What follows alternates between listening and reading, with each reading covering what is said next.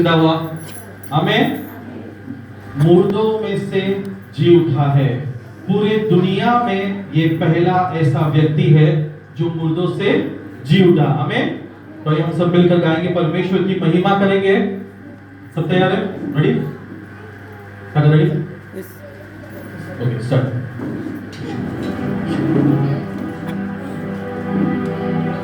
आज यीशु जिंदा है, हम बताने आए हैं। आज यीशु जिंदा है, हम बताने आए हैं। किसे? आज यीशु जिंदा है, हम बताने आए हैं। आज यीशु जिंदा है, हम बताने आए हैं।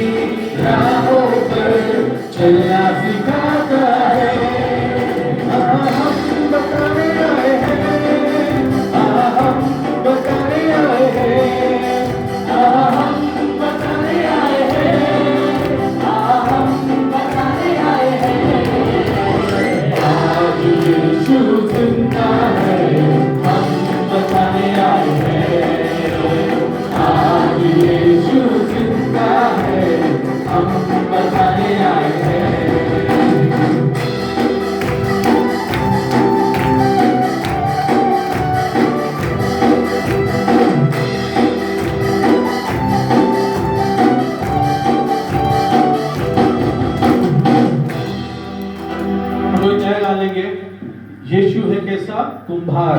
हमें आपको कितना पता है कि यीशु कुंभार है? कुंभार पता है क्या होता है? पॉटर, जो मिट्टी से एक बर्तन बनाता है। हमें तो हमारा प्रभु यीशु जो है वो एक कुंभार है और हम उसके बर्तन हैं। हमें उसने हमें रचा है, उसने बनाया है, उसके प्रतिरूप। हमें तो हम सब मिलकर एक नया गाना गाएंगे, यीशु है कैसा? कुंभार भैया। हमें चलिए चालू करें।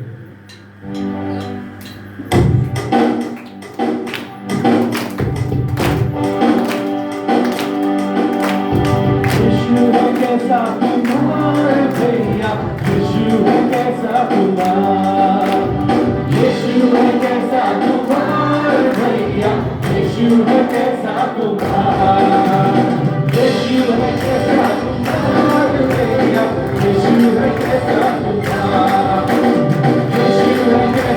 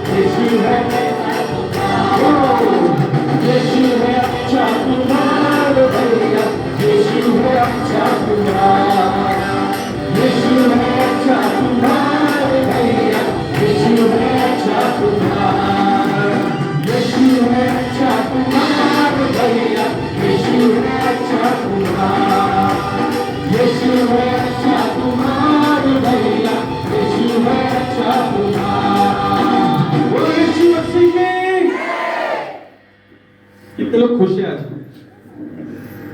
बहुत लोग खुश हैं और कुछ लोगों की शक्ल पे गाना बजा हुआ है। आज यीशु जिंदा हुआ है, जिसको याद नहीं, आज यीशु जिंदा हुआ है, क्रूस पर टांगा गया नहीं है। आमीन। तो आज हमें दुखी शक्ल, निराश रखना नहीं है। मैं जानता हूँ गर्मी है, धूप के मौसम में ठंडी तो नहीं लगेगा, बराबर। दुआ करो अगले साल तक एसी भी आ जाएगा। आमीन। विश्वास ही नहीं होता, प्रभु देगा। आमीन। तो इस समय हम मिलकर विजयी हुआ इस गाने को लेंगे, विजयी हुआ इस गाने को लेकर हम परमेश्वर की महिमा करेंगे। आमीन। यीशु ने जब शैतान को क्रूस पे हराया ना, तब उस क्षण शैतान की सारी ताकत उस क्रूस पर कुचली गई थी। आमीन। प्रियो, आपके जीवन में जितना भी आज शैतान का प्रभुता है ना, आपको पता है शैतान आपको क्यों डरा रहा है? क्योंकि शैतान को मालूम है, आपको ये नहीं पता कि आप विजयी हो चुके हैं। उसको मालूम है कि आपको नहीं पता कि आप जीत चुके हो, इसीलिए शैतान आपको डराता है। लेकिन जिस समय आप अपने परिस्थिति से कहोगे मैं यीशु में विजयी हूं, आपका परिस्थिति बदलने लगेगा। आमीन। तो हम सब मिलकर आज विश्वास के साथ गाएंगे, विजयी हुआ, विजयी हुआ, यीशु मेरा शैतान मेरा यीशु। एक्टिंग करने को आएगा, हाथ पे हिलाओ, थोड़ा सा हिलाओ, ठीक है। So start with 3, 2, 1, start.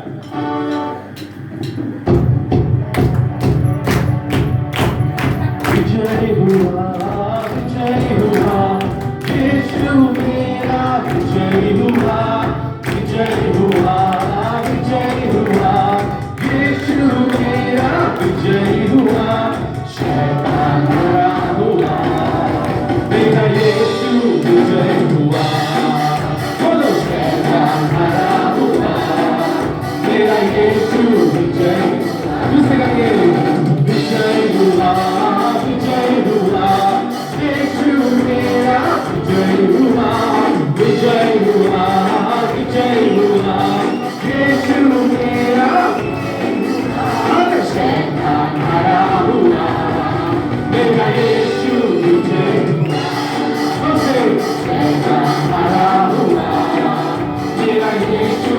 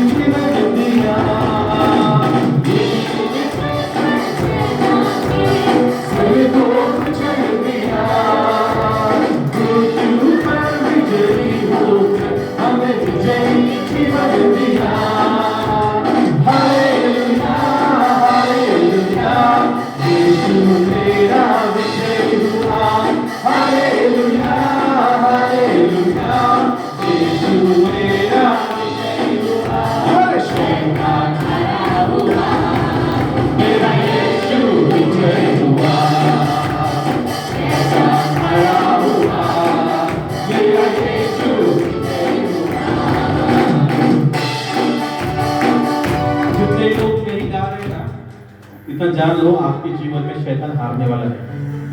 आमीन। जितने विश्वास करते हैं वो विश्वास के साथ कबूल करेंगे, शैतान हारा हुआ है। आमीन। अगर आप बोलते नहीं तो याद रखना आने वाले दिनों में शैतान नचाएगा। आमीन। कितनों को शैतान को हराना है? तो इस गाने से, अपने जबान से निकलने वाले शब्दों से हरा दो उसको। आमीन। मुझे बात बताओ, बाइबल में एक ऐसा जगह दिखाओ जहां पे यीशु और शैतान का WWE मैच हुआ, दोनों मिलकर उसको मारे पीटे गिरा गिरा के पटका हुआ? नहीं। शैतान जब यीशु मसीह की परीक्षा लेने को आया, यीशु ने सिर्फ शब्द से शैतान को हराया। किससे? आपको पता है शैतान है ना आपके मुंह से निकलने वाले शब्दों से डरता है। किससे? लेकिन हम बहुत कमाल के लोग हैं। बोलो हम कमाल है। अपने पड़ोसी को बोलो हम कमाल है। हम हमेशा नेगेटिव बोलते हैं। क्या बोलते हैं? हमेशा नकारात्मक। हमेशा किसी भी चीज में हम अपने लिए अच्छा नहीं बोलेंगे, अपने बच्चों के लिए कभी अच्छा नहीं बोलेंगे, हमेशा बोलेंगे नहीं ये खराबी चीज। जैसा तुम बोलोगे वैसा तुम पाओगे। आमीन। तो आज अपनी जबान का कबूली करो और बोलो मेरा यीशु। देखो सबको गर्मी लग रहा है। आमीन। आपको बात बताऊं, आप पवित्र आत्मा से भरोगे ना, मैं आपको लिख के देता हूं, इस गर्मी में वो ठंडक का एहसास करना। कोशिश करके देखो। आमीन। फिर से लेके विजय हुआ, यीशु ने क्रूस पर। ठीक है।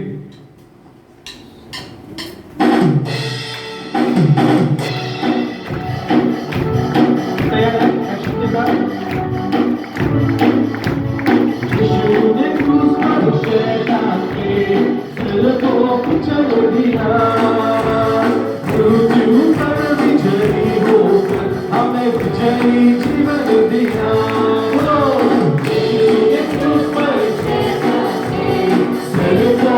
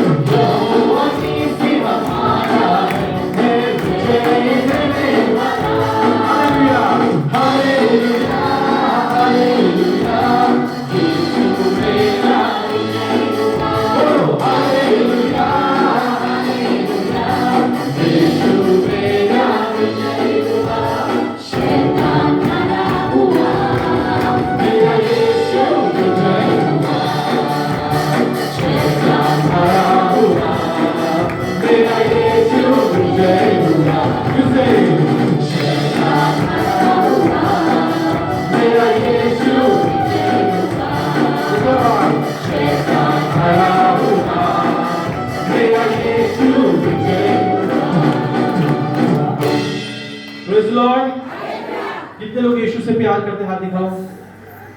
हम लोग एक गाना लेने वाले हैं जो हमने कुछ हफ्ते पहले लिए थे, जिसका नाम है आई लव यू।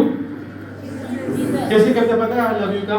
कैसे करने का था हम लोग? वेरी गुड, कितनों को याद है? दिखाओ। आई लव यू ऐसा होता है, ऐसा नहीं। इल्यूमिनाटी का है, हम इससे करें, ठीक है? I love you love you love you love you Jesus. सबको पता है क्या करना है? हर एक जन एक्ट करेंगे अपने साथ। सभी जन अपने हाथों को उठाकर, जैसे ऊपर आएगा आई लव यू जीसस में क्या करेंगे? उठाकर दिखाएंगे आई लव यू जीसस। ठीक है, सब तैयार है? सबको पता है एक्शन कैसे करना है? देखो, जिसका दिल जितना छोटा है उसका हाथ उतना छोटा है। मैंने कुछ लोगों को देखा ऐसा किया है, कुछ लोगों ने ऐसा किया है, तो वीडियो है इतना ही। ठीक है, इतना सा आपका दिल है, उसमें यीशु कहां से समाएगा? ठीक है, बड़ा दिल बना, बड़ा करो। सबसे हाथ दिखाओ, बड़ा ऐसे ऊपर दिखाओ। ठीक है, आप किसको दिखा रहे हो? प्रभु को दिखा रहे हो आई लव यू। ठीक है, तो इस गाने को गाते हो दिल से प्यार का इजहार करो। आमीन। त्रिकोण मत बनाओ प्लीज, फिर से बोलता हूं, त्रिकोण मत बनाओ, ऐसा दिखाओ। ठीक है, चलो स्टार्ट करते हैं। 3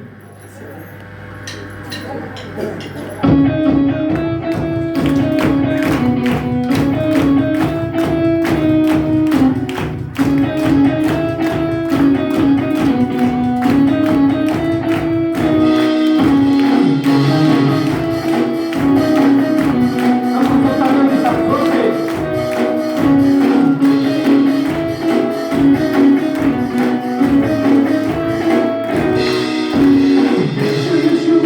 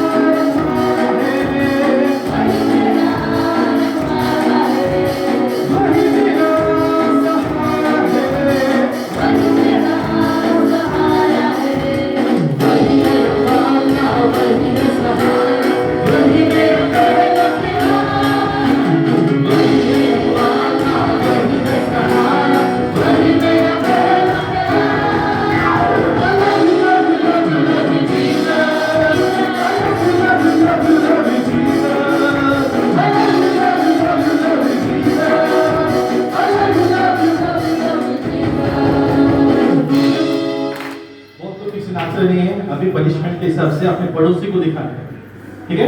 अपने पड़ोसी की ओर मुड़ने का, दिखाने का, और जिसका पड़ोसी देखता है ये नहीं नाच रहा है, सामने वाले को बताओ, सामने लेके नचाएंगे। आमीन। सब तैयार है? लव यू जीसस, ठीक है?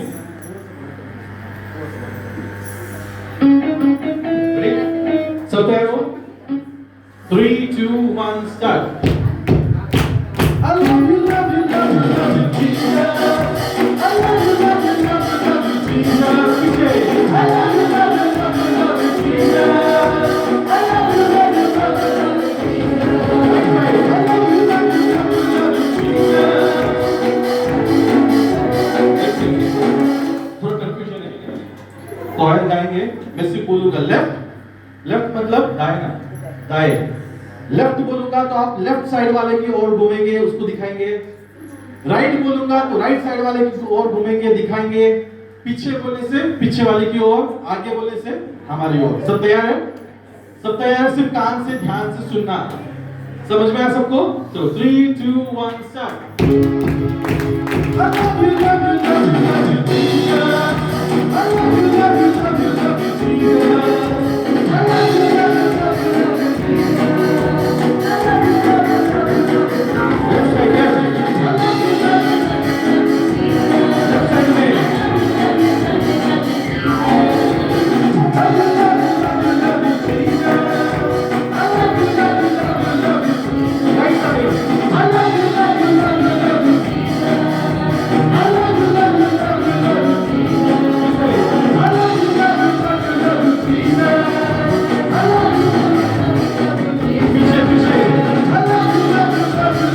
Jesus. I love you, love you, love you, love you, Jesus.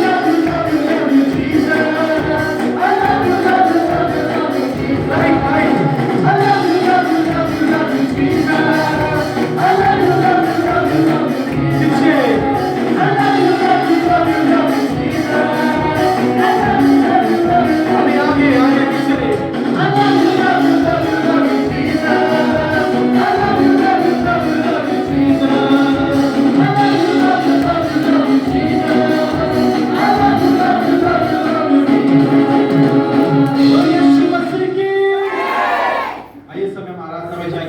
बंद करते हुए सब लोग 2 मिनट का सांस ले लो।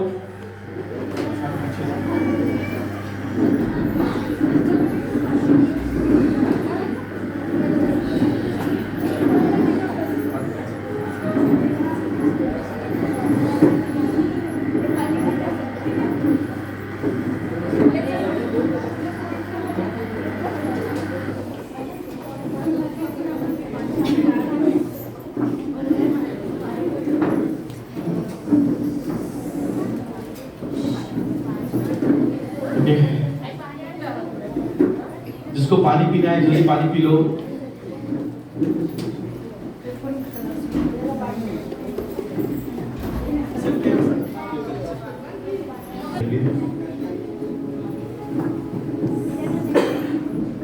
जिस खूबसूरती से आपने परमेश्वर की स्तुति की, आइए उससे और भी ज्यादा उसकी आराधना करें।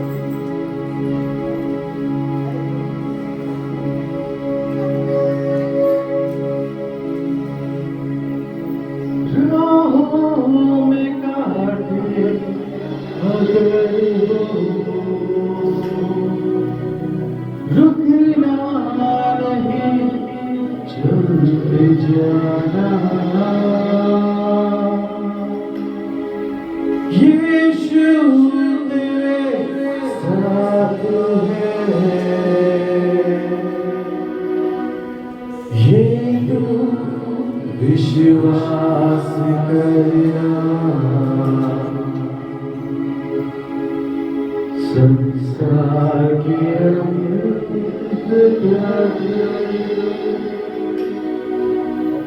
वो तेरे साथ है,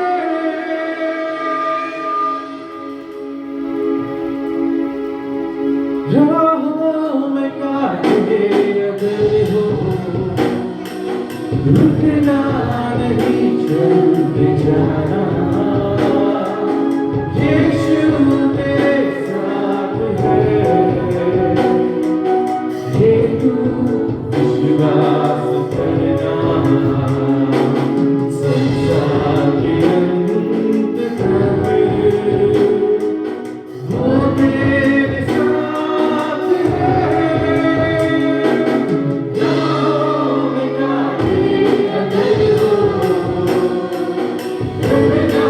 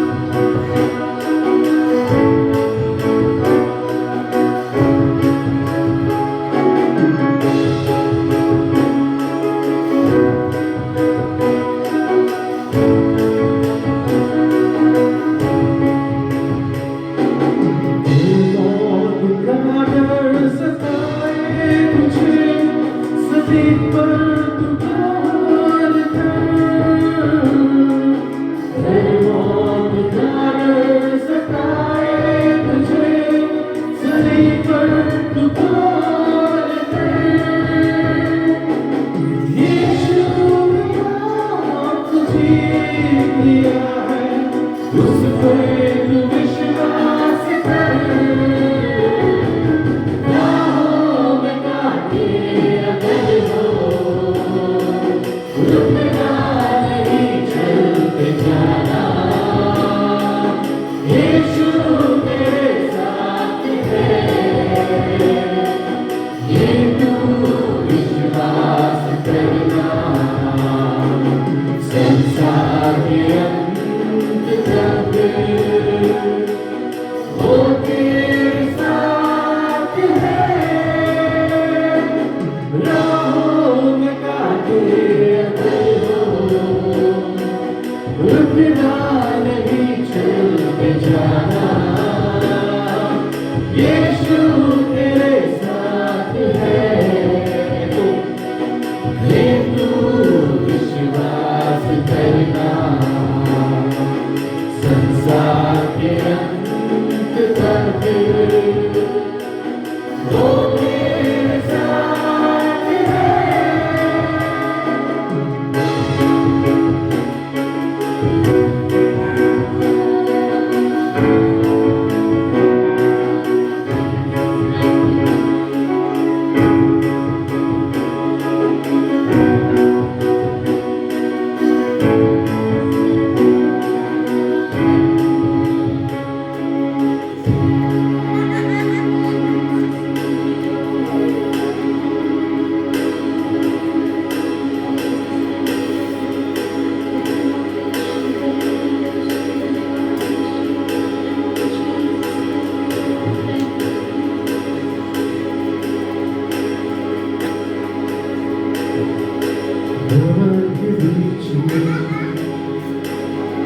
तू कहता है अच्छा, तू मेरी गाली है,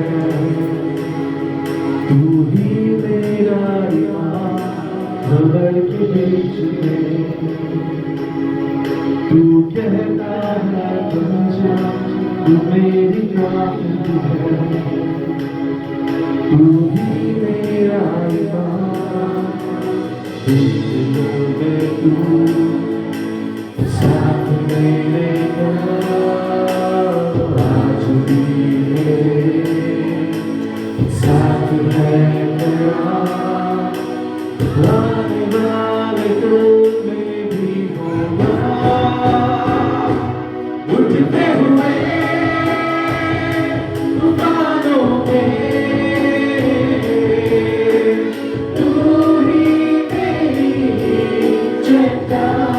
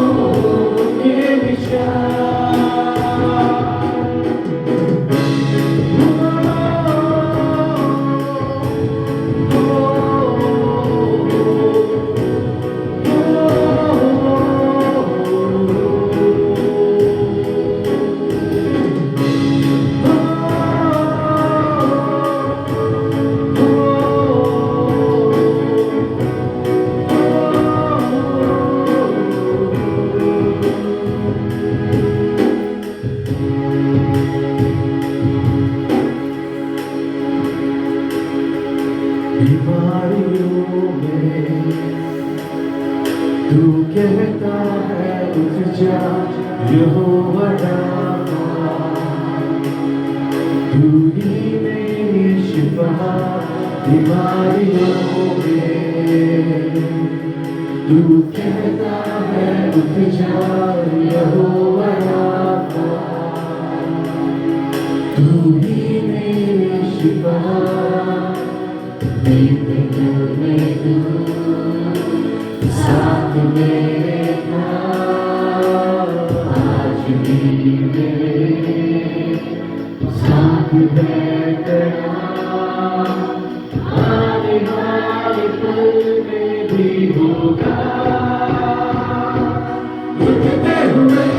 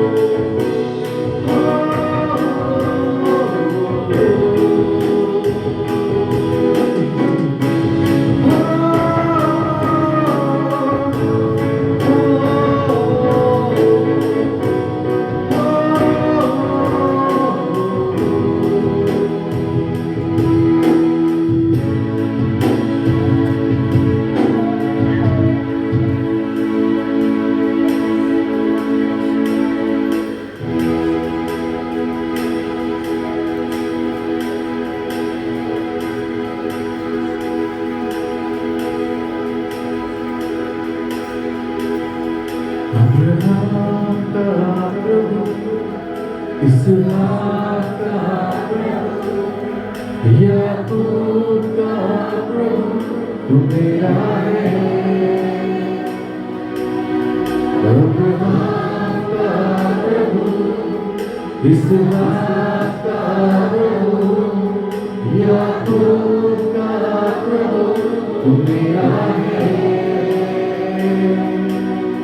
तू कभी ना छोड़ेगा, तू कभी ना ठुकराएगा, तू मेरा है, तू मेरा है। तू कभी ना छोड़ेगा, तू कभी ना ठुकराएगा, तू मेरा है, तू मेरा है।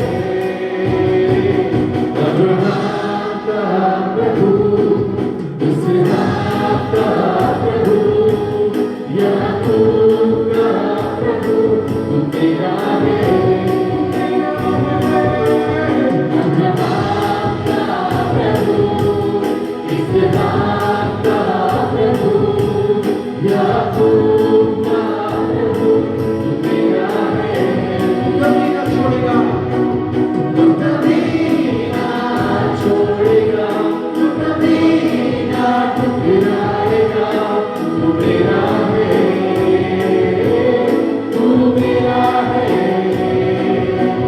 तू कभी ना छोड़ेगा, तू कभी ना ठुकराएगा, तू मेरा है, तू मेरा है। अब्राहम का प्रभु, इसहाक का प्रभु, याकूब का प्रभु, तू मेरा है। अब्राहम का प्रभु, इसहाक का प्रभु, याकूब का प्रभु, तू मेरा है।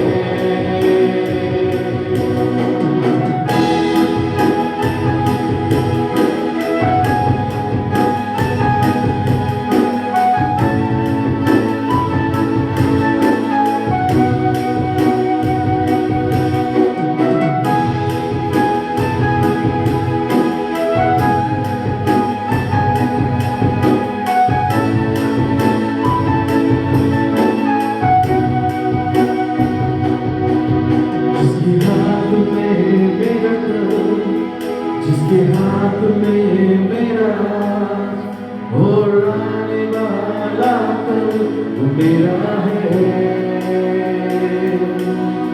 जिसके हाथ में मेरा कल, जिसके हाथ में मेरा राज, और आने वाला कल वो मेरा है।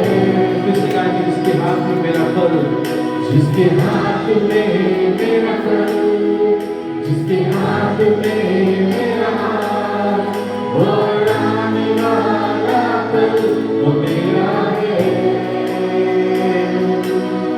जिसके हाथ में मेरा कल, जिसके हाथ में मेरा हाथ, और आने वाला कल वो मेरा है। तू कभी ना छोड़ेगा, तू कभी ना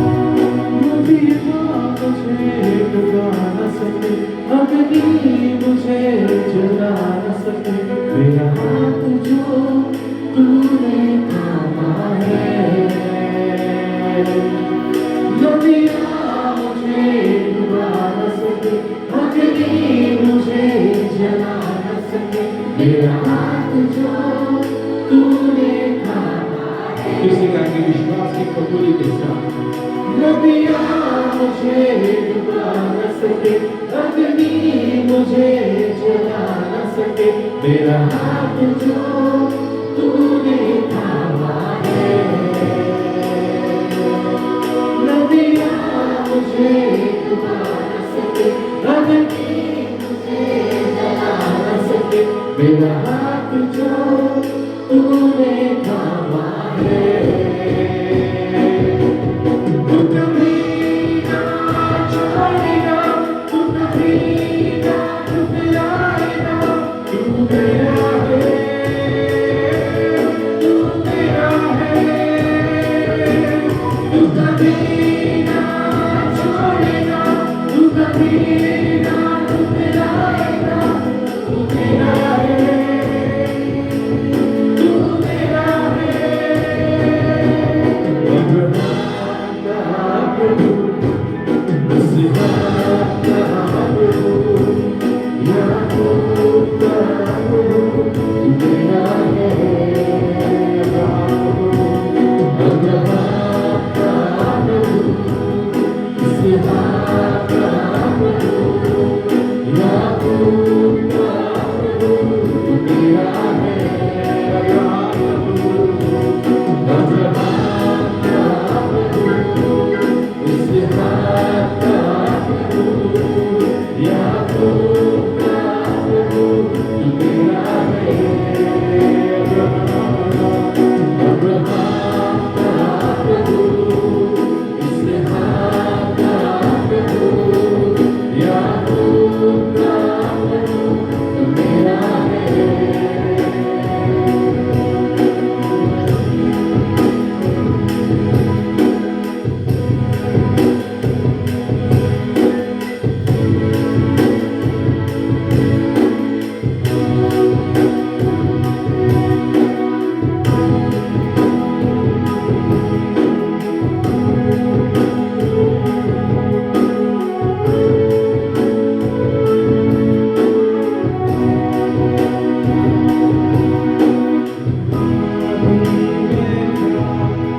जो शब्द खुदा संग था, वो शब्द खुदा ही था, वो मेरा है। जो आदि में था, जो शब्द खुदा संग था, वो शब्द खुदा ही था, वो आदि है। जो आदि में जो शब्द खुदा संग था, वो शब्द खुदा ही था, वो मेरा है।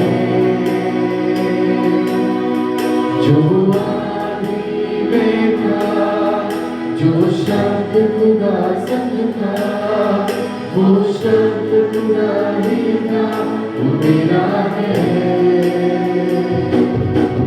तू कभी ना छोड़ेगा, तू कभी ना ठुकराएगा, तू मेरा है,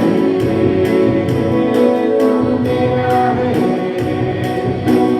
तू कभी ना छोड़ेगा, तू कभी ना ठुकराएगा, तू मेरा है, तू मेरा है। अब्राहम का प्रभु,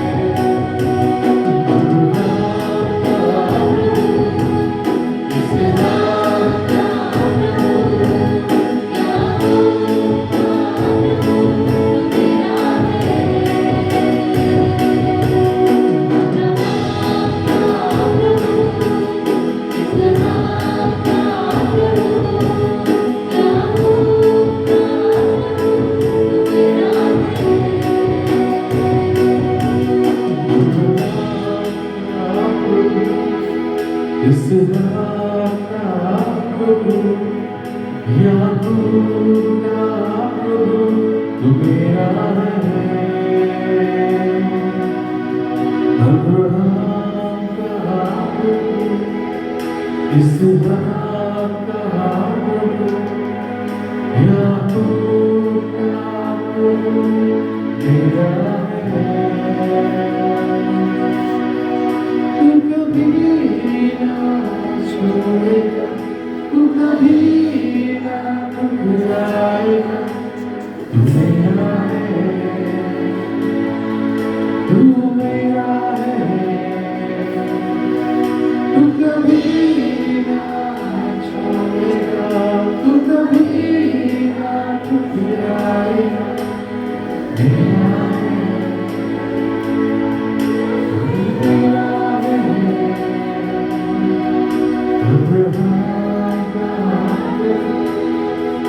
इसहाक का याकूब का मेरा है। अब्राहम का इसहाक का याकूब का मेरा है। प्रभु हम धन्यवाद करते हैं, स्तुति आराधना में हमें ले चलने की, हमारे हाथों को थाम कर चलाने के लिए धन्यवाद। सच में वो महापरमेश्वर है जो इस पृथ्वी पर आया हम सब पापियों के लिए, जिसने हमारे गुनाह को उस क्रूस पर उठा लिया, जो मारा गया, जो टांगा गया और जो कब्र में गाड़ दिया गया, लेकिन मृत्यु उसे रोक नहीं सकी। और तीसरे दिन उस खुदावन ने मृत्यु को हराते हुए फिर से जी उठा। वो यीशु जिंदा है, वो यीशु हमारे बीच मौजूद है। और जिस प्रकार वो खुदावन अपने जी उठने के बाद अपने शिष्यों को दर्शन देने आते हैं, और जिस प्रकार वो आकर अपने शिष्यों को ये दर्शाते हैं कि मैं जी उठा हूं, उसी प्रकार आज वो परमेश्वर हमारे बीच मौजूद है। जो धर्मी मनों के हैं वो उसे देखेंगे।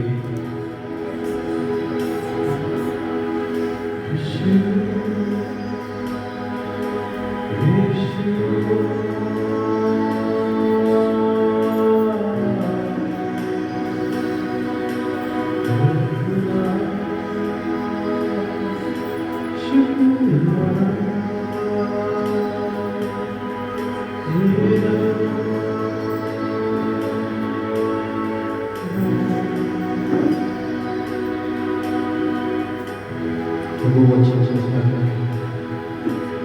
मनुष्य केवल रोटी से नहीं, लेकिन कहते उससे निकलने वाले हर एक शब्दों से, हर एक वचनों से जिएगा। आज तेरे उपस्थिति को आने वाले वचनों में हमारी अगुवाई कर, क्योंकि तेरे बिना हम कुछ नहीं है, कुछ नहीं। सारा आदर, गौरव, महिमा, सम्मान यीशु को देते हैं। यीशु मसीह के नाम से एक छोटी सी प्रार्थना करते हैं, सुन और कबूल कर। कलीसिया कहेगी आमीन। आइए हम सब अपनी जगहों पर बैठ जाएंगे।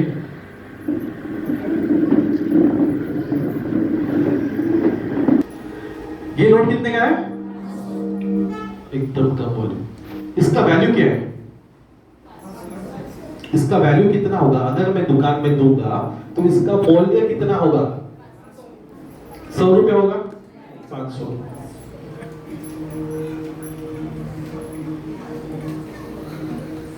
अब इसका मूल्य कितना है? 0। कितने लोग 0 बोलते हैं? कितना होगा मूल्य इसका? कितना है? दिल दर्द कर रहा पास्ता। ये नोट का वैल्यू अभी भी, अब इस नोट को मैं पानी में डुबाता हूं, से। अब इसका मूल्य कितना है? बदला? ठीक है। ये मिट्टी का पानी है, मिट्टी है इसमें, उसमें डुबा के रखते हैं कुछ समय तक। अब निकालेंगे, मिट्टी लगी है, थोड़ा अंदर और मिट्टी हो। अब इसका मूल्य कितना है? मिट्टी से भरी हुई, गंदगी हो चुकी है, इसका वैल्यू कितना है? अब मैं इसे कितना भी धो दूं, भिगा दूं, कुचल दूं, इसका मूल्य कितना रहेगा? मूल्य बदलेगा? जोर से बोलो, मूल्य बदलेगा नहीं। जा सकते हो। इसका मूल्य चाहे मैं इसे मिट्टी में डालूं, चाहे पानी में डुबा दूं, या इसे क्रश कर दूं, कुचल दूं, इसका मूल्य 500 का 500 रहेगा। हमें सुखा के लेके बात कर सकते। अब एक और आपको मैं डेमो देना चाहता हूं। मैं चाहता हूं 3 भाई आ गया है, कोई भी 3 भाई वॉलंटियरली आ गया है डेमो के लिए। संदेश आ जाओ, आ जाओ, कोई भी एक जन आ जाओ, तुम दोनों में से आ जाओ, कोई भी एक जन आ जाओ, खड़े रहो, कैमरा एंगल पे देखो, पीछे खड़े रहो थोड़ा सा, बस यहाँ पे रुको। आने के साइड में आ जाओ, कोई भी आओ, जल्दी आओ। ठीक, अभी ये 3 भाई है, दिख रहे कैमरामैन? सूरज अंदर दूर मत करो ज्यादा, ठीक है? अभी तीनों भाइयों को ध्यान से देखो। अभी तीनों भाई एक चर्च के मेंबर हैं। किसके मेंबर है? ये चर्च जाते हैं। कोई भी सेटिंग मत चेंज करना ब्रदर, नहीं तो पूरा खराब हो जाएगा, ठीक है? तीनों भाइयों पे जरा सा फोकस करो इनके बारे में। सबसे कोने वाला जो है वो है बिजनेसमैन। क्या है? जोर से बोलो, क्या है? बिजनेस करता है, काम करता है, पैसे कमाता है और चर्च को मोटा दशवांश देता है। क्या करता है? जोर से बोलो, चर्च को मोटा दशवांश देता है। दूसरा है एक अभिषिक्त आराधक, आराधना लेने वाला, अभिषिक्त आराधना लेने वाला जो चर्च में आराधना लेता है। अब तीसरा है एक चोर, पॉकेट मारता है, चोरियां करता है। अभी तीनों में प्रभु के दास के लिए कौन सा आत्मा कीमती है और कौन सा आत्मा किसी मूल्य का नहीं? बोलो, चोर क्यों? अगर आप बोलते हो बिजनेसमैन बहुत इंपॉर्टेंट है चर्च के लिए क्योंकि वो दशवांश देता है, मोटा दशवांश देता है, तो आप गलत हो। अगर आप बोलते हो एक अभिषिक्त दास चर्च के लिए बहुत ज्यादा इंपॉर्टेंट है क्योंकि वो आराधना लेता है, तो आपका सोच भी गलत है। और अगर आप सोचते हो कि चोर चर्च के लिए इंपॉर्टेंट होगा, आपको बताओ इन तीनों में सबसे बड़ा दशवांश ये देगा। पता है क्यों? ईमानदार चोर है। क्या है? ईमानदार चोर है। उसको पता है मैं चोरी कर रहा हूं, मजबूरी है, लेकिन मैं उस चोरी का कामों में भी ईमानदारी दिखाऊंगा। मेरा खुदा मेरे चीजों को जानता है। इन सब में बिजनेसमैन से 10 गुना ज्यादा चोर पैसा देता है। भाई झूठ लगता है ना? चर्चेस में जाके देखो, चर्च में जो बड़े बड़े पाकिट आते हैं ना, वो ईमानदारी से काम करने वाले बिजनेसमैन नहीं, 2 नंबर के धंधा करने वाले लोग देते हैं। जो पापों का पैसा कमाते हैं और प्रभु को रिश्वत देते हैं, प्रभु क्षमा कर। लेकिन आप टॉपिक पे आते हैं, इन तीनों में से किसका आत्मा मूल्यवान है? तीनों का भी। आमीन। मैं आपसे पूछना चाहता हूं प्रियो, सबसे एक चीज पूछना चाहता हूं, एक आत्मा का कीमत कितना है? कितना मूल्य, बंद कर दो, बंद करो, कितना मूल्य आप एक आत्मा का लगाओगे? बोलो, क्या दाम लगा सकते हो आप एक इंसान की आत्मा का? क्या कोई भाव है? कोई नाप है जिससे हम नाप सकते हैं? कोई तोल है? नहीं। God bless you. लोग बैठो सके।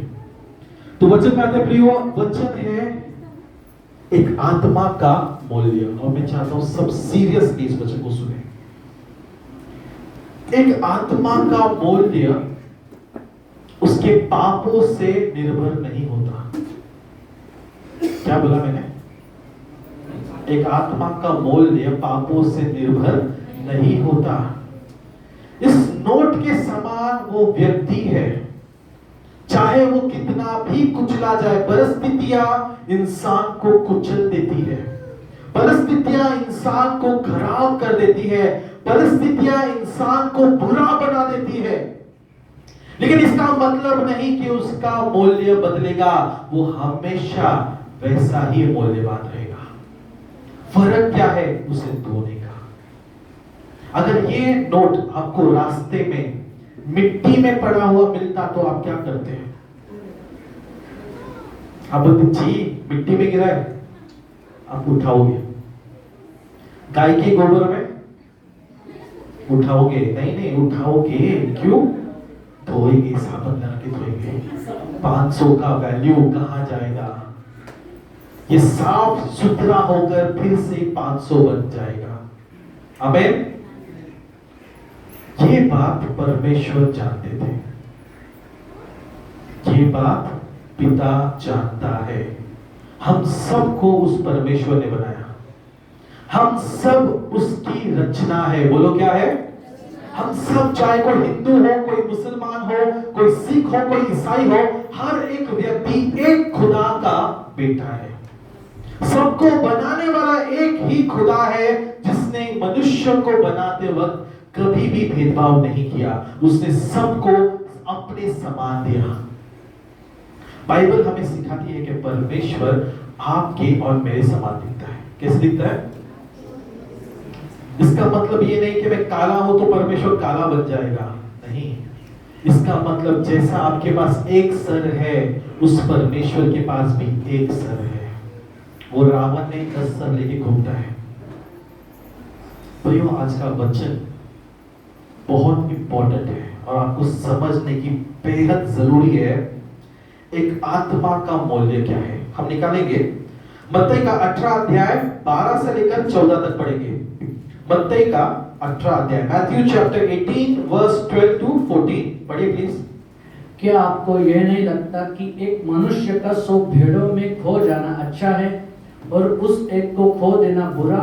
और यदि वह उसे ढूंढता रहता है तो सचमुच मैं तुम्हें कहता हूँ, वह अपने पिता जिनके स्वर्ग में है के भेद तक उसे ढूंढ लेता है। वैसे ही तुम्हारा स्वर्गीय पिता भी तुम्हें नहीं चाहता कि एक छोटा भी नष्ट हो। आमीन। वचन कहता है, अगर किसी मनुष्य के पास 100 भेड़ है और उसमें से एक भेड़ गायब हो जाए तो मनुष्य क्या करेगा? चरवाहा क्या करेगा? एक को ढूंढने के लिए 99 को अकेला छोड़कर जाएगा। क्या करेगा? आप अगर भेड़ का चरवाहा होते, आप क्या करते? आप बोलते जाने दो रे, क्या फर्क पड़ा, एक गया है ना, 99 हमारे पास है।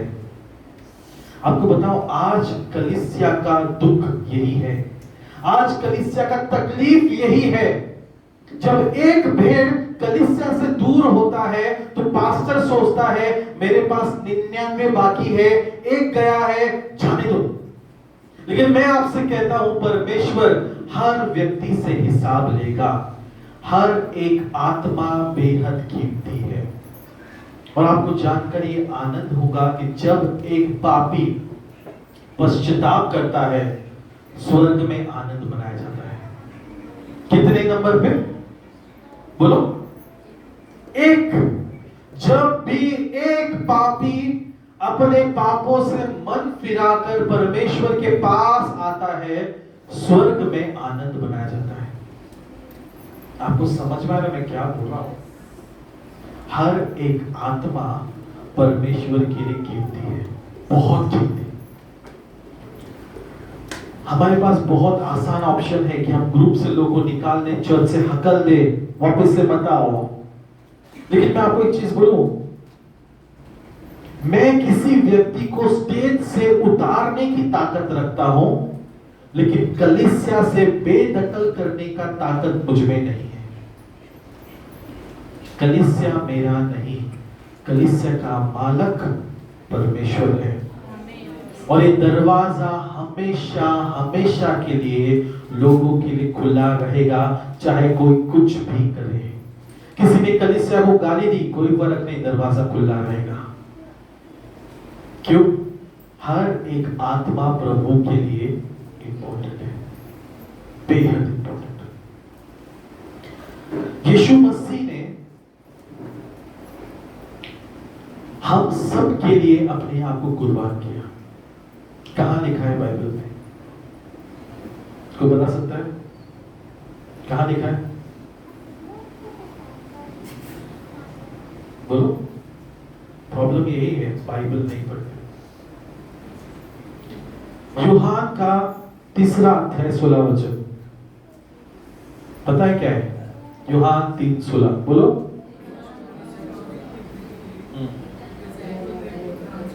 ओके, ठीक है।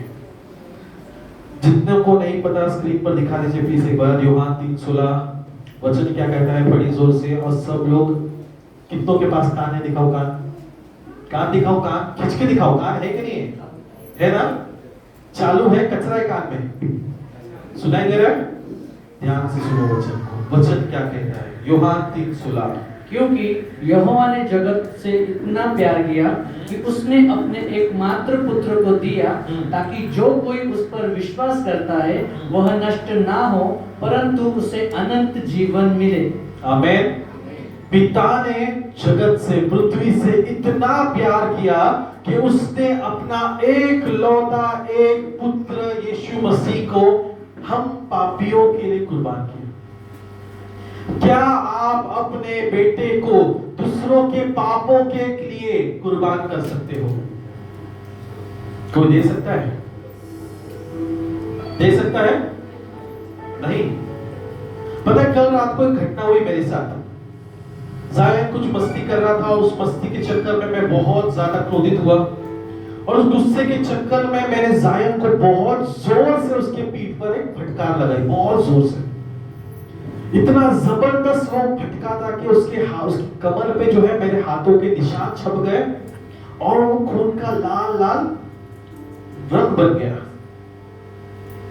मैं बहुत गुस्से में था, और उस समय जब मैं सिर्फ पीट रहा था और जो भी लोग बीच में आते वो मेरे गुस्से का शिकार हो रहे थे, तो सबको मैंने कल डांट दिया बहुत। जब सब हो गया और जब रात को मैं सो रहा था, मेरा मन बहुत बेचैन था, बहुत बेचैन। मैं रात को सो नहीं पा रहा था। दिल में एक अजीब सा दर्द, एक अजीब सा रोना था कि मैंने अपने बेटे को क्यों मारा। गलती उसका था, 100% गलती उसका था, और उसी के कारण मुझे उसे ताड़ना देनी पड़ी। लेकिन मैं सो नहीं पाया। मैं जो कभी भी जाहिर के पास नहीं सोता, कल रात को पहली बार उसके बाजू में जाकर सोने लगा, और रात भर उसकी शक्ल को देखता, रात भर उसको अपने करीब खींचता, उसको उठाता, उससे प्यार करने की कोशिश करता, और गहरी नींद में सोया। उसका वो जख्म मुझे दिख रहा था, और वो दर्द दिन वो रात भर चलता रहा। सुबह भी मैं जब भी उठा तो भी मैं जाहिर के पास ही था, और मेरी गलती का मुझे बहुत बड़ा अफसोस हुआ, बहुत बड़ा। लेकिन आपको एक चीज कहना चाहता हूं, एक मनुष्य होने के नाते अगर मैं अपने बच्चे से इतना प्यार करता हूं, तो हमारा स्वर्गीय पिता जिसने पूरे पृथ्वी को बनाया, जो हम सब का परमेश्वर है, वो हमसे कितना प्यार करता होगा। जरूर वो हमें हमारी गलतियों के लिए फटकार लगाएगा, लेकिन उस गलतियों के बाद जब तुम्हें फटकार लगाया जाता है, उसके बाद आशीष भी वो करता है, प्यार भी करता है, तुम्हें सीने से भी लगाता है और वो तुम्हें सुधारने की कोशिश करता है। परमेश्वर ने जब मनुष्य जाति का निर्माण किया, प्रभु ने बहुत सारे भविष्यवक्ताओं को भेजे, बहुत सारे, एक नहीं दो नहीं, लेकिन कई सारे भविष्यवक्ताएं आए और उन्होंने कोशिश किया मनुष्य को पाप से पवित्रता में लाने के लिए। लेकिन बार बार व्यक्ति पाप करते रहे, वे आखिरी क्षणों तक सुधरे नहीं और आखिर में थक हार कर पिता ने निर्णय किया कि अब मैं अपना बेटा भेजूंगा, अब मेरा बेटा जाएगा और जो कोई भी मेरे बेटे पर विश्वास करेगा वो अनंत काल का जीवन पाएगा। क्या कभी आपने सोचा है कि यीशु मसीह को मरने की जरूरत क्या पड़ी? वो परमेश्वर है, क्या वो मनुष्य को चुटकियों में सुधार नहीं सकता? हाँ या ना? बोलो हाँ। कितने लोग बोलते हैं प्रभु सुधार सकते हैं? हाथ दिखाओ। मैं आपको सच्चा आज जवाब देना चाहता हूं, प्रभु आपके मर्जी के खिलाफ कुछ नहीं कर सकता। बोलो अपने पड़ोसी से, प्रभु मेरे मर्जी के खिलाफ कुछ नहीं कर सकता। समझ में आपको? जब आदम और हवा ने उस फल को खाया, फल खाने के बाद उन्हें बुद्धि आई। बोलो क्या है? और ये बुद्धि हमें परमेश्वर से दूर लेकर गया। अब इस बुद्धि के कारण हम चुनाव करते हैं कि ये पाप करूं या ना करूं, आज चर्च में जाऊं या ना जाऊं, ये चॉइस आपके पास होता है। प्रभु जबरदस्ती धकेलता नहीं। अगर प्रभु जबरदस्ती धकेलता तो याद रखना दुनिया में पापी होता ही नहीं। लेकिन प्रभु का ताकत आपके सामने बेबस है। क्या कह रहा हूं मैं? परमेश्वर आपके सामने लाचार है। क्यों लाचार है? क्योंकि आप उसे अनुमति नहीं देते। मुझे पाप नहीं छोड़ना है, मुझे गंदगी नहीं छोड़ना है, मुझे वही पाप के जीवन में जीता रहना है। और प्रभु से कहूंगा प्रभु आशीषित कर। प्रभु कैसे आशीषित करेगा? बिना तुम्हें धोकर साफ किए। मान लीजिए कि आपने दुकान से बहुत खूबसूरत सुअर लाया, मरा नहीं, जिंदा। क्या लाया? बोलो सोचिए, क्या लाया? आप लोग चीख कर रहे हो। अमेरिका में लोग सुअर पालते, एक जानवर पेट के समान पालते हैं। मान लीजिए आपने दुकान से सबसे कीमती सुअर लेकर आया, अपने बिस्तर पर उसे सुलाया, अपना खाना खिलाया, लेकिन जब बारिश का मौसम आया, आपके पीछे बाजू में एक गार्डन है छोटा सा, आपका घर में एक छोटा सा गार्डन है जहां मिट्टी हो गई, चिक्कल हो गया। अब ये सुअर ने जैसे ही उस मिट्टी को देखा, वो क्या करेगा? बोलो, मिट्टी को देखो, छी इतना गंदा। क्या करेगा सुअर? मिट्टी में अपने आप को स्पा करेगा, नहाएगा, मिट्टी से अपने बॉडी को चमका देगा। ये स्वभाव है सुअरों का। किसका? आप सुअरों को घर में लाके रखो, वो घर को भी गंदगी करेंगे। बराबर या गलत? वैसे ही हम इंसान भी हैं। प्रभु ने कई बार हमें धोकर साफ किया, शुद्ध किया, लेकिन हम बार बार उसी पापों में गिरते रहे जहां से प्रभु ने निकाला। अब परमेश्वर थक चुका था।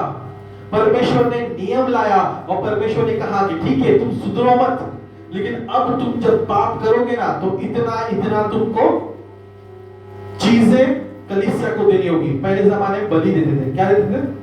बलि।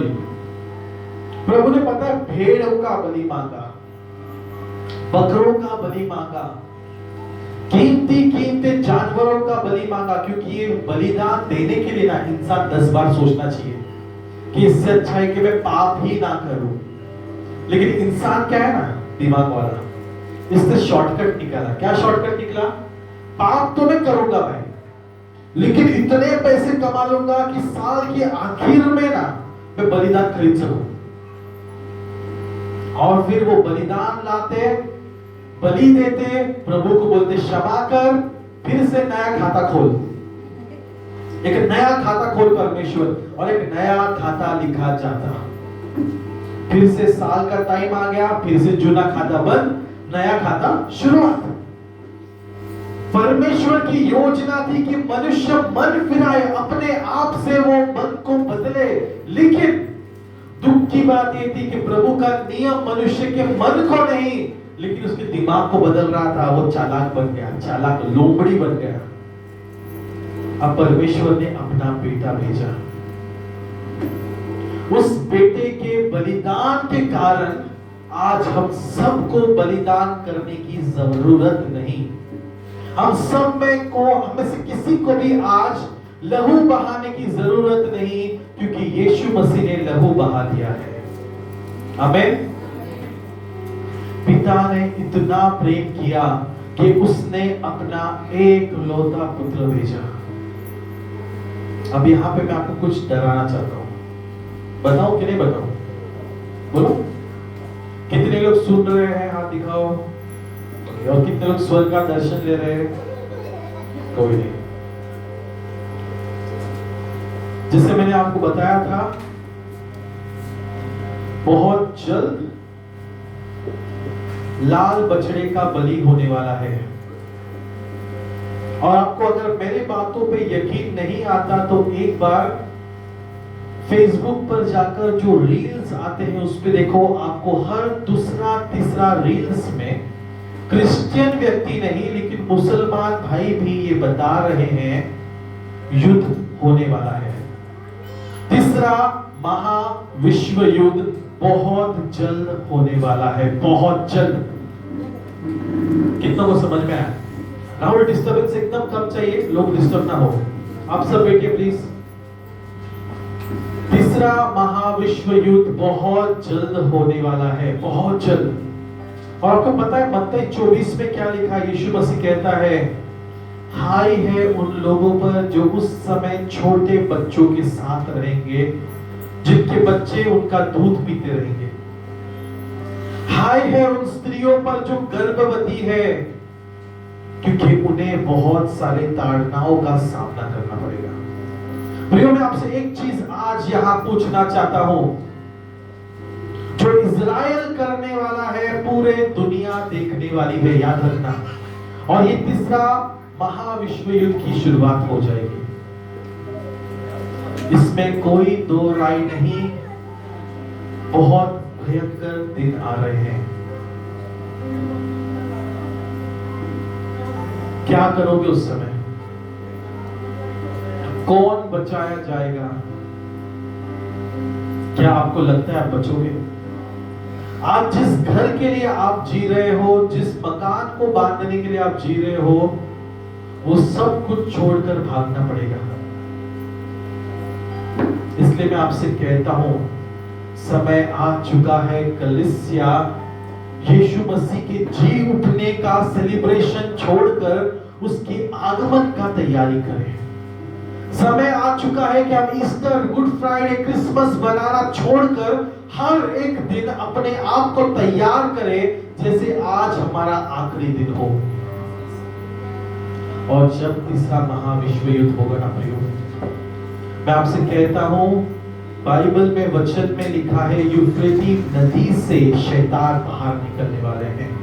और जो कोई भी हमारे ऑनलाइन सर्विस को जुड़ते हैं, उन्हें मैंने वीडियो के द्वारा दिखाया है किस प्रकार यूफ्रेटिस का जो नदी है सूख चुका है और उनके गुफाओं में से शैतानों की रोने की आवाज आ रही है।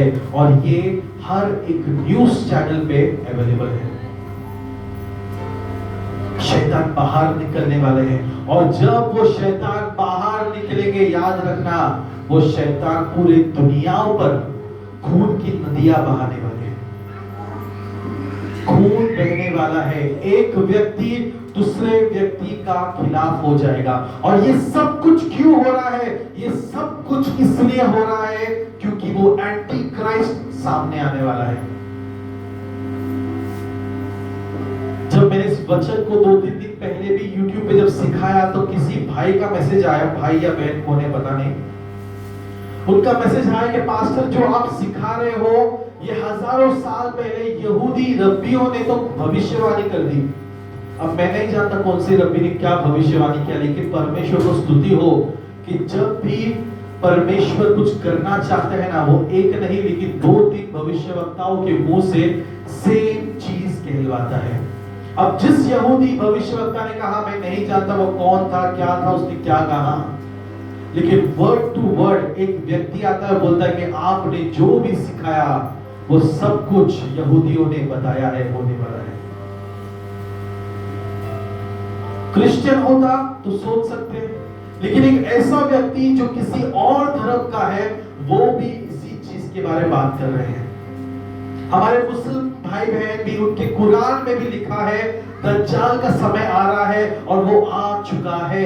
दज्जाल बहुत जल्द सामने आने वाला है, बहुत तेजी से। अब 3 बड़े बड़े धर्म एक ही चीज की ओर इशारा कर रहे हैं, तैयारी कर लो क्योंकि मसीहा आ रहा है। अब जो यहूदियों का मसीहा है वो हमारा एंटी क्राइस्ट है, याद रखना। अब आपको मैं फ्यूचर की एक स्टोरी बताकर आगे बढ़ूंगा। ये महाविश्व युद्ध कब और कैसे होगा? अप्रैल के महीने में, यानी जो कल से जो महीना शुरू होगा, इस महीने में आखिरी दिनों में, आखिरी हफ्ते के बीच उस लाल बछड़े का बलिदान दिया जाएगा। और जैसे ही उस लाल बछड़े का बलिदान कर दिया गया, उसके बाद काउंटडाउन शुरू हो जाता है कि इज़राइल अपनी सेना को अल अक्सा मस्जिद पर भेजेगा, जो मुस्लिम लोग का सेकंड सबसे बड़ा इंपॉर्टेंट मस्जिद है। उस मुस्लिम के मस्जिद पर, उस मुसलमान भाई बहनों के उस उनके पवित्र स्थान पर इज़राइल हमला करने वाला है। और हमला क्यों किया जाएगा? क्योंकि यहूदियों का मानना है कि जो दूसरा मंदिर बना था वो उसी स्थान पर बनाया गया था, और उस मंदिर को, जो तीसरा मंदिर बनने वाला है, इस मंदिर को बनने के लिए दूसरा जो अभी वहां पे अलग सा मस्जिद है उसको टूटना जरूरी है। और जैसे ही वहां पे उस मस्जिद पर हमला किया जाएगा, हमला यानी कि छोटे मोटे चीजें नहीं लेकिन बॉम्ब्स के द्वारा वहां पे हमला किया जाएगा। और जैसे ही ये हमला होगा, मैं आपसे कहता हूं सारे मुस्लिम देश इकट्ठा होकर इज़राइल के खिलाफ लड़ाई करना शुरू कर देंगे। लेकिन यहाँ पे इज़राइल के साथ खड़ा है अमेरिका, फ्रांस, ब्रिटेन, कई सारे देश हैं जो इज़राइल का बाल भी बांका होने नहीं देंगे। अब यहां से शुरुआत हो जाएगी जंग का। और यदि आपने पहला विश्व युद्ध और दूसरा विश्व युद्ध पढ़ा होगा तो आपको ये पता चलेगा कि झगड़ा किसी और का होता है, पिसते सभी देश हैं। दूसरा महाविश्व युद्ध में इंडिया भी लड़ाई कर रहा था, जबकि इंडिया का दूर दूर तक कोई लेना देना। एक पागल था हिटलर, जिसने अपने पागलपन के चलते झगड़े किए, और उस पागलपन के चलते पूरा दुनिया पिस गया। यही चीजें अब रिपीट होगी, दोबारा रिपीट होगी। इसलिए मैं आपसे कहता हूं तैयारी बना लो। हम किसी चीज की तैयारी कर रहे थे, हम यीशु मसीह के आगमन की तैयारी कर रहे थे। याद है आपको? मैंने आपको बताया था कि अंतिम क्षणों में ऐसा भी होगा कि हमें गुफाओं में छुपना होगा। वो यीशु का समय हो या ना हो, विश्व युद्ध का समय जरूर होगा। हमें भागना होगा, क्योंकि जो बच गया वो मर जाएगा। लाखों में लोग मरने वाले हैं दुनिया भर में। इतने सारे लोग मरेंगे, पता है क्यों मरेंगे? क्योंकि दुनिया भर में डर का माहौल कायम होना है। अब जब ये डर का माहौल हर एक जगहों पर कायम रहेगा, उस समय वो एंटी क्राइस्ट सामने आएगा और अपने आप को शांति का दूत मसीहा बताकर यहूदियों में और मुसलमानों में शांति का समझौता लाएगा, और तब जाकर तीसरा मंदिर बांधा जाएगा। 3.5 साल की आराधना बलि अर्पण वहां पे शुरू हो जाएगी और उसके बाद यीशु मसीह आएगा। प्रियो, हमारे पास बच्चों की शादी देखने का समय नहीं है, हमारे पास बच्चों को देखने का समय नहीं है। दिन इतने कम है कि हम नहीं कह सकते कि हमारे पास 20 साल भी और होगा या नहीं। और ये जितनी भी टाइम हमारे पास होगा, जितना भी साल होगा, दुख से भरे होंगे, दुख से। शांति आएगा 3.5 साल, 4 साल, 5 साल का शांति आएगा, लेकिन ये 5 साल की शांति में आप अपने जीवन को समेटते रह जाओगे, और तब तक जो है नया नियम आ जाएगा, और वो नया नियम कहेगा चिप लगा लो। जितने भी लोग उस व्यक्ति को, उस दुष्ट व्यक्ति को प्यार करेंगे, सब चिप लगाएंगे। जैसा मोदी का पावर है ना इंडिया में, आधी रात को उठेगा, बोलेगा नोट बंद, नोट बंद, वैसा उससे कहीं ज्यादा पावर उस एंटी क्राइस्ट में है। वो बोलेगा निकल, सबको निकलना पड़ेगा। इतना सैनिक बल, इतना दबदबा उस व्यक्ति का होगा। और यहां पे एक चीज और बताना चाहता हूं, क्रिश्चियंस बिकेंगे। बोलो, बिकेंगे। क्यों बिकेंगे? जो पैसे से प्यार करता है। एक ऐसे परिस्थिति में आपको डाला जाएगा जहां पे आपके खाने के भी वादे होंगे। क्या होगा? कितने लोग दिन में 3 बार खाते हैं? खाते कि नहीं? 3 बार खाने में से 2 ही है। इतना भी झूठ मत बोलो, प्रभु देख रहा है, शर्माएगा प्रभु भी, कितने झूठे। प्रभु बोलेगा ये देखने से अच्छा मैं मर ही जाता। 3 बार खाने वाले कितने? अच्छा, 3 से ज्यादा पूछना था, ठीक है। 4 बार कितने खाते? 5 बार दिन में खाने वाले। आपको एक बात बताना चाहूंगा, ध्यान से सुनिएगा। एक दिन आ रहा है, आपको 2 वक्त की रोटी भी नसीब नहीं होगा। एक ऐसा दिन आ रहा है जहां पे आपके बच्चे भूख से तड़पते होंगे, और आप एक बाप का दिल होते हुए आप अपने आप को बेबस, लाचार महसूस करोगे। और एक बाप खुद मर जाएगा, लेकिन अपने बच्चे को भूखा मरने नहीं देगा, वो अपने आप को बेच देगा। लगा दो मुझे चिप, लेकिन मेरे परिवार को राशन पहुंचने दो। लेकिन मैं आपसे कहता हूं, ये बेवकूफी मत करो। समय आ गया है कि आपको किसी भी व्यक्ति से प्यार करना छोड़ना होगा। किसी भी व्यक्ति को परमेश्वर से ज्यादा प्यार करना बंद करो, नहीं तो तुम टिक नहीं पाओगे। एक बात जान लेना, उस भयानक परिस्थिति में यदि आपका कोई अपना चला जाता है, कुछ साल बाद जब आप भी जाओगे, अनंत काल के लिए साथ में स्वर्ग में रहोगे। क्या चाहते हो कि अनंत काल का जीवन आप खुशियों में, शांति में बिताओ, या फिर अनंत काल का जीवन चिप लेके नरक में सड़ सड़ के मरो? नरक वन वे है। बोलो क्या है? जा सकते हैं, लेकिन वापस नहीं आ सकते।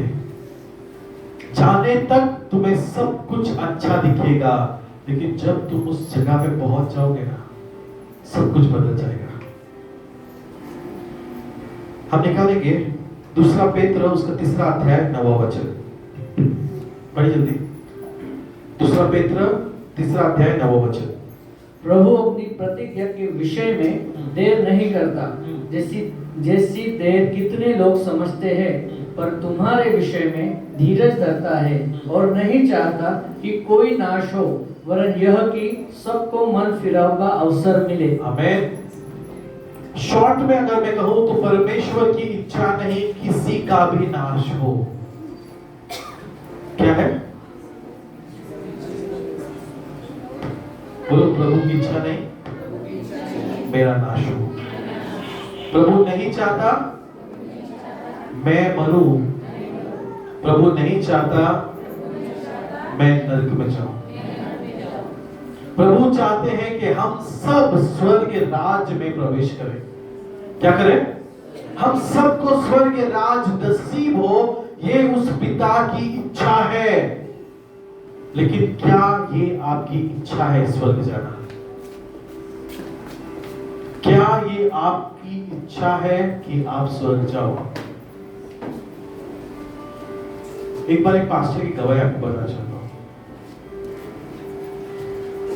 वो पास्टर एक बार प्रार्थना के दौरान प्रभु ने उसे अधलोक का दर्शन दिखाया।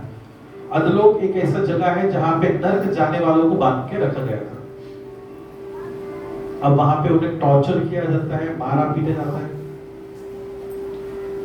अब प्रभु के दास ने कुछ ऐसे लोगों को देखा जो बहुत ही धर्मी थे, बहुत प्रार्थना करने वाले, बहुत यीशु यीशु कहने वाले, जहां जाते यीशु का प्रचार करते। ऐसे कुछ लोगों को वहां पे बांधा हुआ देखा गया। कुछ उनके चर्च के ऐसे भी लोग थे जो बहुत ही अभिषिक्त थे, चर्च में रेगुलर आने के, दान दशवांश देने के, प्रार्थना उपवास सब कुछ करने वाले लोग थे। अब इस चीज को देख के वो पास्टर बहुत आश्चर्य करता है, परमेश्वर से पूछता है, प्रभु इन्हें क्यों बांधा गया है? और प्रभु कहते हैं, इन्हें यहाँ पे इसलिए बांधा गया है क्योंकि जब इनके पास मौका था इन्होंने पश्चाताप नहीं किया। जब तू वेदी पे खड़ा होकर पश्चाताप का वचन सुनाता था, ये वे लोग थे जो नीचे बैठकर मनों में कुड़कुड़ाते थे और कहते थे कि यार फिर से शुरू हो गया। इन्हें पश्चाताप नहीं, इन्हें आशीष, इन्हें सामर्थ, इन्हें शक्ति, इन्हें पवित्र आत्मा चाहिए था, लेकिन ये अपने मन को साफ नहीं करना चाहते थे। ये मत सोचो स्वर्ग जाना मामूली बात है।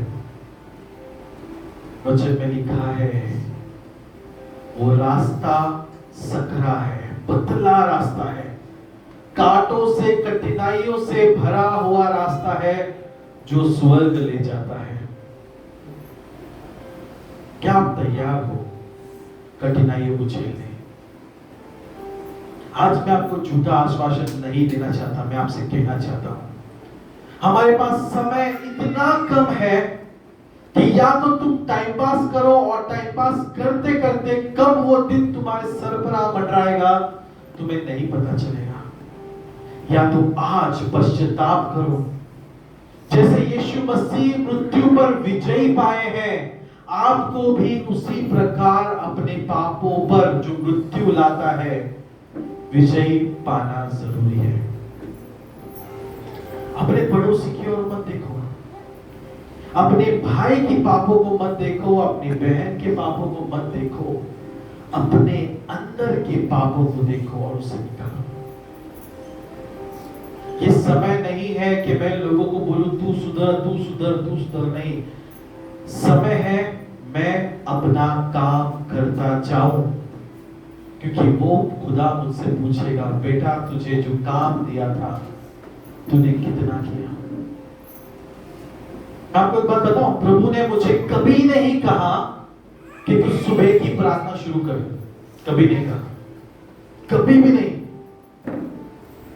प्रभु ने मुझे जो मकसद से नासिक लाया था, मैं उस मकसद पे चलता गया। मैं चाहूं संडे टू संडे चर्च लेके आराम की जिंदगी जी सकता हूं,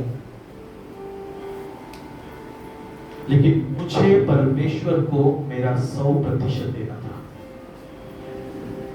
मैं चाहता हूं कि वो दिन जल्द से जल्द आए, क्योंकि परमेश्वर का आगमन बहुत तेजी से है। मुझे 100 लोग को नहीं बचाना है, मुझे सिर्फ वो 10 लोग चाहिए, सिर्फ वो 10 जो स्वर्ग में मेरे साथ खड़े हो सके। जब मैं प्रभु के पास जाऊं, जब मेरा आखिरी बुलावा आ जाए और जब मैं परमेश्वर के सामने खड़ा रहूं, मैं प्रभु को ये गर्व से कह सकूं कि प्रभु मैंने 10 को बचाया। आपने कितनों को बचाया? क्या आपने अपने आप को बचाया है? आपने अपने शरीर को बचाया है क्या? अगर आपका जवाब नहीं है तो प्रियो याद रखना, प्रभु की इच्छा नहीं है नाश। प्रभु चाहता है कि इंसान बचाया जाए। हर एक व्यक्ति आपका, चाहे पड़ोसी हो, आपके घर के लोग हो या कोई भी हो, बचाना बेहद जरूरी है। मैंने दुनिया को बचा लिया, लेकिन अगर मेरा परिवार का नाश हो गया तो मैंने क्या कमाया? जरा सोचो। एक आखिरी वचन निकालेंगे, पहला तीमुथी का पहला अध्याय 15 वचन। पहला तीमुथी पहला अध्याय 15 वचन। ये बात सच है और हर प्रकार से मानने की योग्य है कि मसीह यीशु पापियों का उद्धार करने के लिए जगत में आया। आमीन। जिनमें सबसे बड़ा मैं हूँ। आमीन। ये पौलुस कहता है, यीशु मसीह किसके लिए आए? बोलो, पापियों को उद्धार करने, पापियों को पश्चाताप में लाने। सिंपल, सही है गलत? पौलुस कहता है उन सभी पापियों में सबसे बड़ा पापी तो मैं हूं। आप सोच सकते हैं कितना नम्र वो प्रभु का दास था। एक ऐसा दास जिसके द्वारा पूरा आधा देश ने, आधा पृथ्वी ने प्रभु के वचन को सुना, उसके सामर्थ को देखा। इतना पावरफुल वो दास था परमेश्वर का, और वो कहता है कि मैं सबसे बड़ा पापी हूं। तो हम कहां पे आते हैं? हमने आज तक ना ही मक्खी को बचाया है, ना ही हमारे घर में रेंगने वाले छिपकली को बचाया है। इंसान को दूर की बात। मैं आपसे कहना चाहता हूं, प्रभु हिसाब लेगा, प्रभु आपसे जरूर पूछेगा। स्वर्ग में एंट्री करने का एक पासवर्ड है, और वो पासवर्ड है कितनों को सुवार्ता बताया। अगर आपने बोला प्रभु एक, और वो एक भी अगर आपके साथ स्वर्ग में आएगा नहीं, तो याद रखना आपका नर्क का टिकट फिक्स है, फिक्स है। अपना काम करते जाओ, प्रभु देख लेगा। आमीन। अब एक इंपॉर्टेंट मुद्दे पर आता हूं, बहुत इंपॉर्टेंट। सभी देश आज रिजरेक्शन डे बना रहे हैं। हर एक क्रिस्ती आज पुनरुत्थान का दिन बना रहे हैं। पुनरुत्थान का मतलब क्या है? बहुत लोगों को मालूम भी नहीं। कितनों को पता है पुनरुत्थान क्या है? हाथ उठाओ, उठाओ उठाओ हाथ उठाओ। कितनों को पता है? मैं किसी को पूछेगा भी डायरेक्टली, पुनरुत्थान मतलब क्या होता है? बोलो राजन, सीखो। बच्चे स्वर्ग पहुंच जाएंगे, आप दरवाजे के बाहर रहोगे। समय आ चुका है। पुनरुत्थान का मतलब है कि मुर्दों में से, मरे हुए लोगों में से जी उठना, फिर से अपने जीवन को उठाना। और आपको पता है यीशु मसीह को किसने उठाया? बोलो बोलो, किसने उठाया? और यीशु मसीह खुद से उठे? वचन में लिखा है, जिस आत्मा ने यीशु मसीह को मुर्दों में से जिलाया, वही आत्मा हमारे साथ मौजूद है, और वो है पवित्र आत्मा। एक को समझ में आया? एक को समझ में आया।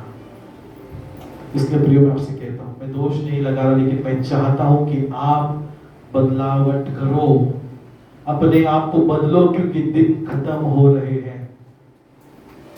कितनों को ये पता है कि हम जब घर में जाएंगे, अगले रविवार आने तक हमें लगेगा 2 से 3 गए, बस 2-3 दिन चले गए। कितने लोग महसूस करते ना? मत्ती 24 में लिखा है कि वे दिन आने से पहले दिन छोटा कर दिया जाएगा।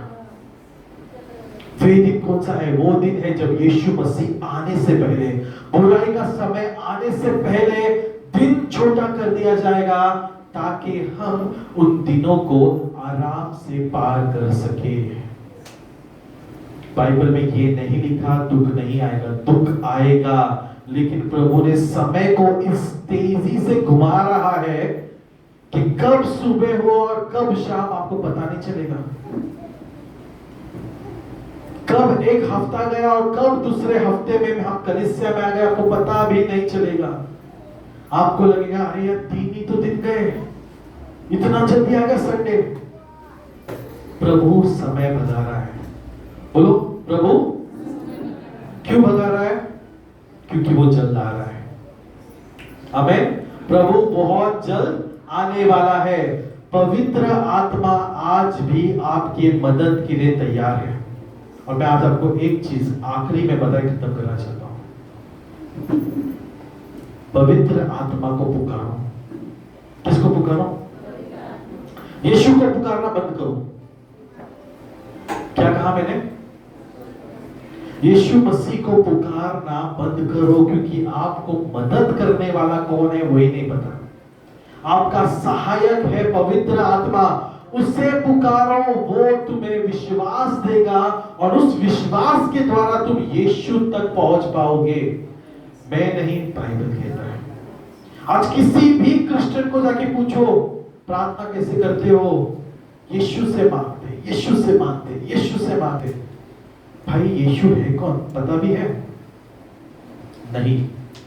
हमारी कलीसिया उन कलीसियाओं में भी एक है। हमारे लोगों को वचन मिलने के बावजूद भी उस वचन का पालन नहीं करना चाहते। क्यों? हम लोग जिद्दी है। पास्टर, जब तक हम शैतान को सर पे तांडव करते हुए नहीं देखेंगे, हम घुटने नहीं टेकेंगे। मैं कैसे मान लूं कि शैतान होता है? पास्टर मत मानो। थोड़े दिन में पूरा दुनिया देखने वाला है। थोड़े दिनों में हर एक व्यक्ति देखने वाला है दुष्ट कौन है, रूप बदलने वाले व्यक्ति कौन है। आपने सब काल्पनिक चीजें सुना होगा कि छिपकली वाले इंसान होते हैं, रूप बदलने वाले इंसान होते हैं, ऐसे दुष्ट आत्माएं होते हैं, शैतान के ऐसे चीजें लोग होते हैं जो अपना रूप बदल कर घूमते हैं। आपने सब कुछ सुना होगा, लेकिन समय आ चुका है जब इंसान अपने आंखों से देखेगा। दानव बाहर निकल रहे हैं और उस गुफा में हम घुसने वाले हैं। तो ये वो समय आ चुका है। आज जैसे यीशु मसीह जी उठे हैं, मैं चाहता हूं कि आज वो पवित्र आत्मा आज आपके हृदय में जी उठे। जिस पवित्र आत्मा ने यीशु मसीह को मुर्दों में से जिलाया, वही पवित्र आत्मा आज आपके मरे हुए इंसानियत को भी जगाएगा। मरे हुए आपके खोखले आत्मा को भी वो फिर से जिंदा करना चाहता है। लेकिन प्रश्न यह है, क्या आप चाहते हो अपना जीवन बदलना? यीशु मसीह ने आपके लिए अनंत काल का बलिदान किया है और वो बलिदान काफी है आज भी और आने वाले 1000 सालों तक भी। लेकिन प्रॉब्लम ये है कि क्या आप उसके बलिदान को अपने ऊपर स्वीकारना चाहते हो? क्या आप तैयार हो? कितने तैयार हैं? किस चीज के लिए तैयार हो? खाना खाने के लिए पास्टर? पास्टर पेट में चूहे दौड़ रहे हैं, बस आज के लिए ये प्रवचन काफी है, कल कंटिन्यू करते हैं पार्ट 2। ध्यान से सुनिएगा। लास्ट पॉइंट, अब कोई वचन नहीं दूंगा, लेकिन आपसे एक फेस टू फेस एक बात, एक सच्चाई को शेयर करना चाहता हूं। मैं खुश रहने की कोशिश कर रहा हूं, लेकिन मेरा दिल जानता है आने वाला दिन कैसे है। मैं ये नहीं कहता कि ये साल में होगा, बिल्कुल नहीं। अगर मेरा अंदाज सही है तो 3 साल के बाद वो भयंकर समय होगा। युद्ध छिड़ जाएगी, प्रॉब्लम्स हो जाएंगे, लेकिन वो युद्ध तुरंत हम पर हावी नहीं होगा, इंडिया पे तुरंत हावी नहीं होने वाला है। कुछ साल का समय है। अब इस कुछ साल में हमें बहुत सारे मिशंस को पूरा करना है, बहुत सारे चीजों को पूरा करना है। और इंडिया जो है, इंडिया पे हमला कौन करेगा? इंडिया पे हमला करने वाले हैं चाइना, रशिया और पाकिस्तान, हमारे प्रिय पड़ोसी जो मौके के तलाश में बैठे हैं। और अगर आपने प्रकटीकरण के जो स्टडी को पढ़ा होगा तो आपको पता चलेगा जो ड्रैगन है, जो चाइना है, वो तैयार बैठा है दुनिया पे राज करने के लिए। बाइबल में दिया है, ड्रैगन अपना ताकत क्रिस्त विरोधी को देगा, और वो समय आ रहा है। आज चाइना का सबसे बड़ा विरोधी ताकतवर कोई देश है तो वो है इंडिया, और वो बहुत जल्द इंडिया पे हमला करेगा। आपके पास समय नहीं होगा। और चाइना एक ऐसा देश है जो किसी भी धर्म को मानता नहीं है। चाइना में बाइबल के साथ अगर आपको पकड़ा गया तो आपको जेल तक हो जाएगी। तो सोचो, जब ऐसा कोई दुष्ट लोग इंडिया पर हमला करेंगे, क्या होने वाला है? आपके पास बाइबल नहीं रहेगा। और जितने भी मेरे भाई बहन मोबाइल के बाइबल पर भरोसा करते हैं, मोबाइल का बाइबल के शब्द बदल दिए गए हैं। बहुत कम ऐसा मोबाइल के बाइबल है जिसमें सच्चा वचन लिखा गया है। शब्दों के अर्थ को, मीनिंग्स को बदल दिया गया है। इसलिए मैं आप सबसे कहना चाहता हूं, सावधान हो जाओ, समय भयंकर आ रहा है। आज सभी क्रिश्चियंस आनंदित है, सब चर्चेस उत्साह बना रहे हैं, लेकिन याद रखना, जो बुद्धिमान है वो खतरे को आने से पहले ही भाप लेता है और अपने आप को तैयार करता है। मूर्ख पार्टी बनाएंगे, मूर्ख नाचेंगे, मूर्ख गाएंगे, बुद्धिमान जमीन खोदेगा, छुपने के लिए स्थान बनाएगा। बाइबल कहता है मुंगियों से सीखो, चींटियों से सीखो। चींटियां जो है वो ठंडी के मौसम से पहले ही अपने खाना को जमा करने लगते हैं। बारिश का मौसम आने से पहले ही वो धूप के मौसम में सबसे ज्यादा मेहनत करते हैं और पूरे 8 महीने का खाना अपने गोडाउन में छुपा के रखते हैं। सच में सीखने का समय आ गया है। हमें भी खाना छुपाना जरूरी है। मैंने आपको बताया है और मैं आपको आगे भी आइडियाज देता रहूंगा। भागने के लिए हमें एक बैग की तैयारी करनी होगी, एक बैग, और उस बैग के अंदर क्या क्या जरूरत की चीजें आपको रखना होगा। मैं पूरा आपको आने वाले समय में लिस्ट दूंगा, ताकि जब भी ये मुसीबत की घड़ी आए आप भागकर आराम से अपना गुजारा कर पाओ। हमें मरना नहीं है, हम आजादी के लिए लड़ने वाले नहीं हैं। हम एक ऐसे दुष्टता का सामना करने वाले हैं जहां पे आप न चाहते हुए भी आपके ऊपर वो संकट आएगा। आमीन। कितनों को समझ में आज का वचन? अब जाओ घर में और आनंदित रहो, मग्न करो, एंजॉय करो, सो जाओ। जो सोएगा वो सोता रहेगा, लेकिन जो जागेगा वही भाग पाएगा। आमीन। वही छोटी सी प्रार्थना करें। हे हमारे प्यारे परमेश्वर, पिता तू जो स्वर्ग में है, तेरा नाम सबसे ऊंचा माना जाए। प्यारे खुदावंद, सबसे पहले तुझे कोटि कोटि धन्यवाद करते हैं। आज हमने जो भी वचन में सीखा है, यीशु मसीह जिस प्रकार आप मुर्दों में से जिलाए गए, उसी प्रकार खुदावन आज हम सबके मरे हुए आत्माओं को, हम सबके मरे हुए मनुष्यत्व को उठाइए, फिर से जिंदा कीजिए प्रभु। हम पापी हैं परमेश्वर, जिन्होंने आपके खिलाफ पाप किए, लेकिन आज खुदावन आपके सामर्थ से भरी, आपकी शक्ति से भरी, और दोबारा हमें साफ कीजिए प्रभु। आपका लहू हम पर बरसने दीजिए। जैसे कल से उपवास की शुरुआत हो रही है प्रभु, 50 दिनों की उपवास में आप हमारे हाथों को थाम कर चलाइए परमेश्वर। आने वाले दिनों के लिए हमें तैयार कीजिए। शैतान की हर एक बुराई से बचाइए। आप सर्वशक्तिमान हैं, आप सबसे महान परमेश्वर हैं, आपके लिए कुछ भी असंभव नहीं। आपके सामर्थ्य में हमें चलाइए प्रभु। कल सुबह की प्रार्थना में जुड़ने के लिए हमें शक्ति सामर्थ्य दीजिए। अपने शारीरिक कमजोरियों को पीछे छोड़ते हुए आत्मिक भूखेपन से, आत्मिक प्यास के साथ तेरे भवन में, तेरे उपस्थिति में हमें इंतजार करने वाला बनाइए प्रभु, क्योंकि दिन बेहद कम है।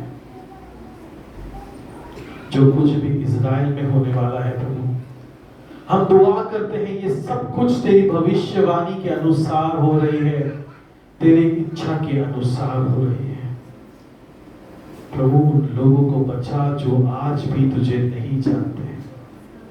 कई सारे ऐसे लोग हैं हमारे भारत में, हमारे और भी देशों में ऐसे कई सारे लोग हैं प्रभु, जो आज भी तुझसे अनजान है, जिन्होंने बस तेरे बारे में सुना है, लेकिन आज भी वो पापी के जीवन को जी रहे हैं। प्यारे प्रभु, हमें दुनिया से अलग होने का शक्ति दे, दुनिया से मन फिराने का मौका और अवसर दे प्रभु, ताकि हम तुझ में और तू हम में बढ़ता जा। उसी प्रकार आने वाले जो भोजन है परमेश्वर, उस भोजन को आशीषित कर। जो ये प्यार का समय हम सब एक परिवार मिलकर सहभागी होने वाले हैं, हम सबके साथ तू बने रहना प्रभु। इस खाने को आशीषित कर, ताकि तेरे बच्चे मस्तक बने। ये छोटी सी प्रार्थना हम सब एक मन से उद्धारकर्ता यीशु के पवित्र पवित्र नाम से मांगते हैं। सुन और कबूल कर। आमीन। परमेश्वर का प्रेम, यीशु मसीह की कृपा, पवित्र आत्मा का सहभागिता आप सबके साथ रहे। God bless you all.